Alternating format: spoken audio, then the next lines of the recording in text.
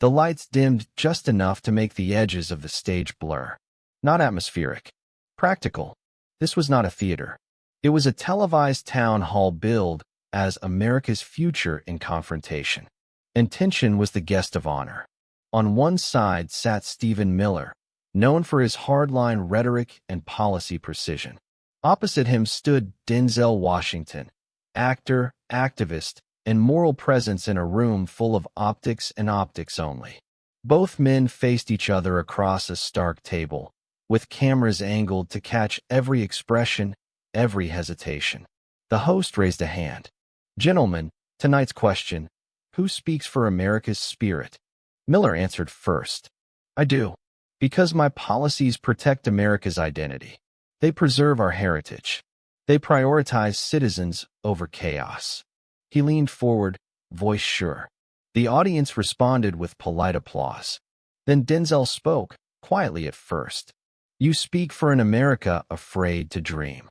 You speak for an America that closed its doors long before it looked in the mirror."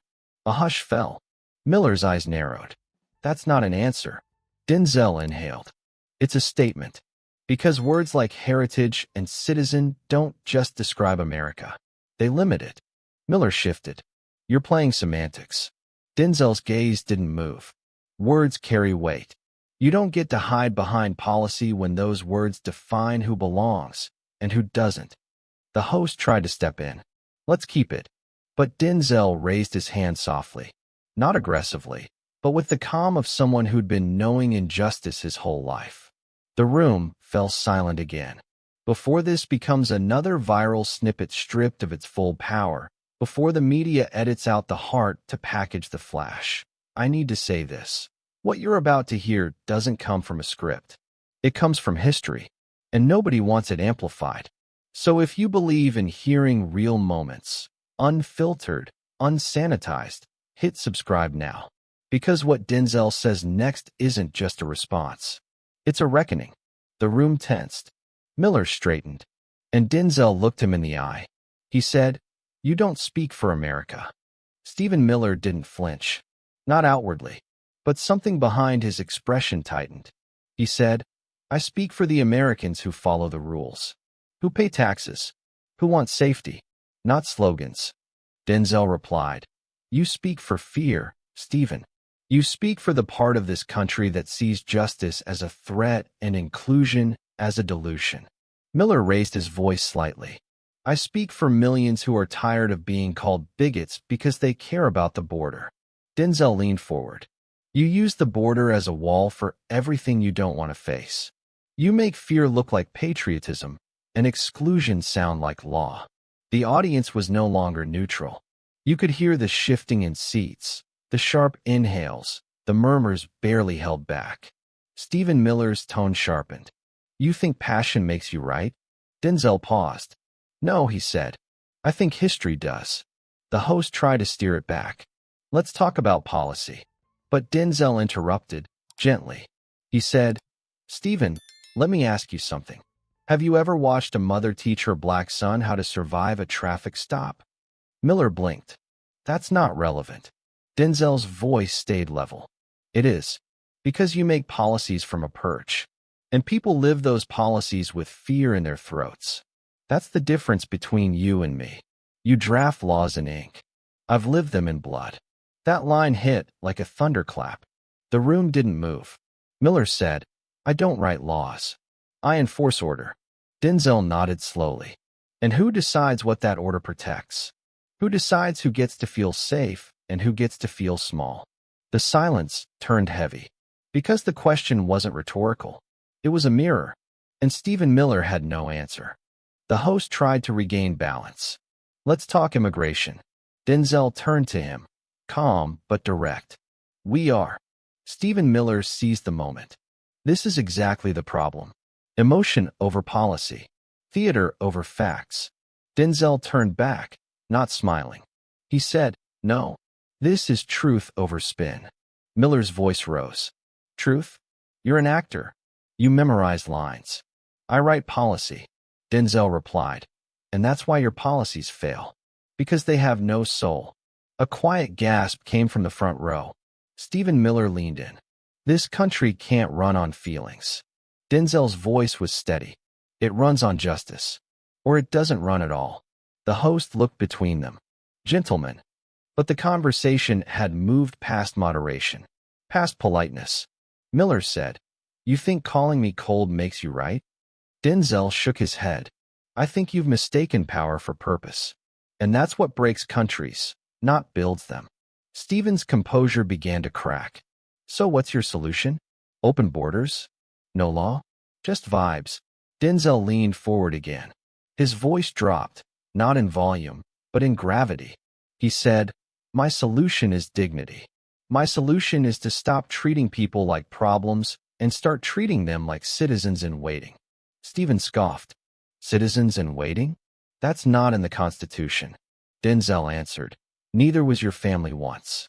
Neither was mine. But here we are." And that line, "Here we are," landed with weight. The audience was still, not out of boredom, out of recognition, because in that moment, every viewer could see it clearly. This wasn't about Denzel Washington and Stephen Miller anymore. This was about who gets to define America, and who never stopped trying to claim it.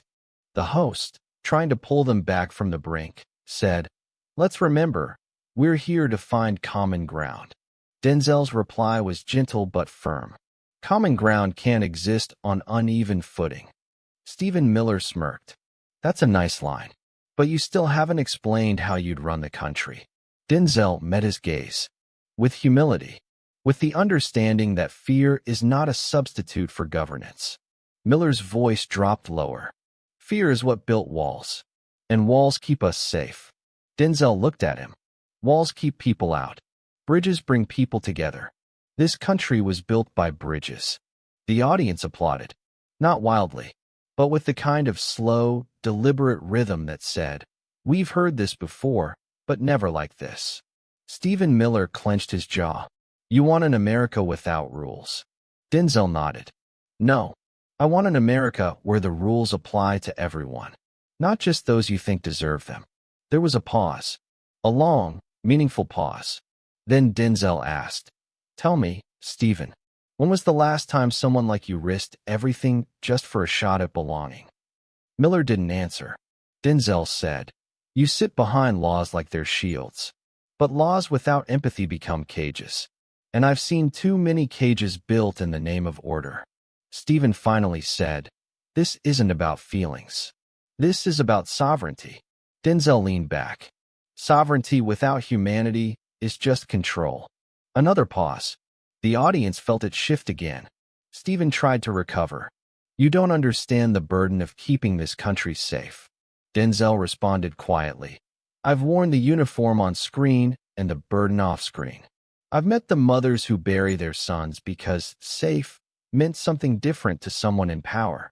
The studio fell into a silence so deep, you could hear the hum of the stage lights. It wasn't a clash anymore. It was a reckoning. Stephen Miller didn't speak. Not right away. His lips pressed together. His hands clasped. It was the first moment he seemed to understand that facts without empathy don't move people. And Denzel's words had moved the room. The host tried to reframe the segment. "Maybe we need to re-ask the original question. Who speaks for America?" Denzel turned slightly toward the camera. "Not for performance, but for clarity." He said, "America doesn't need a single voice. It needs to hear the ones it tried to silence." Miller cut in, voice rising again. "So now I'm the villain?" Denzel shook his head. "No, you're just loud. And loud isn't the same as right." The line landed hard. Stephen leaned forward. "You think you know the working class? You think fame gives you a moral compass?" Denzel's tone didn't change. "No, but listening does. And I've spent a lifetime listening to voices your policies drown out." There was no anger in his voice. Just something colder. Something more final. He said, "You don't speak for them. You speak at them."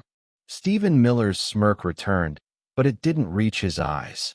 He said, "You actors think you're philosophers." Denzel replied, "And you think cruelty is strategy." The audience murmured. A few gasps. No applause. Just realization. Miller stood slightly in his chair. You don't get to question my patriotism. Denzel remained seated. I'm questioning your blindness. Silence. Then Denzel looked down briefly, collected himself, then back up. He said, "This country's greatness doesn't come from shutting doors. It comes from opening them, again and again, until everyone has a seat at the table." The words echoed. Not metaphorically, literally. The room was that quiet. The host cleared his throat, trying once again to mediate. "Gentlemen, we're almost out of time." But it was already too late for balance. The moment had tipped. Stephen Miller tried for one last jab. "So tell me, Denzel, if I don't speak for America, who does?" "Hollywood elites." Denzel answered calmly. "No. The single mother working 2 jobs to send her kids to college. The immigrant father who takes night shifts so his daughter can have a future. The young man who turns away from gangs and toward books. The teacher who stays late for the kids no one else believes in. The nurse who goes home crying but shows up the next day anyway. They speak for America, and they don't need a suit and a camera to do it." That was the moment the audience finally applauded. Not wildly, but firmly, as if acknowledging something that had needed saying for too long. Stephen Miller didn't respond. Not because he couldn't, but because anything he said next would sound small. Denzel stood slowly, not to walk out, but because the segment was done. He looked at Miller one last time. "You may write the memos, Stephen, but America lives in the people who never get to read them. And they're watching." He turned to the host. "Thank you for the conversation." Then he walked off set. There was no dramatic music, no commercial break yet, just the image of a man choosing clarity over comfort, truth over performance. Stephen Miller remained in his seat, still, silent, and across the country, clips of the exchange began to spread before the cameras had even cooled. Because Denzel Washington didn't just confront Stephen Miller. He reminded America who it has always belonged to, and who refuses to let it be stolen by fear.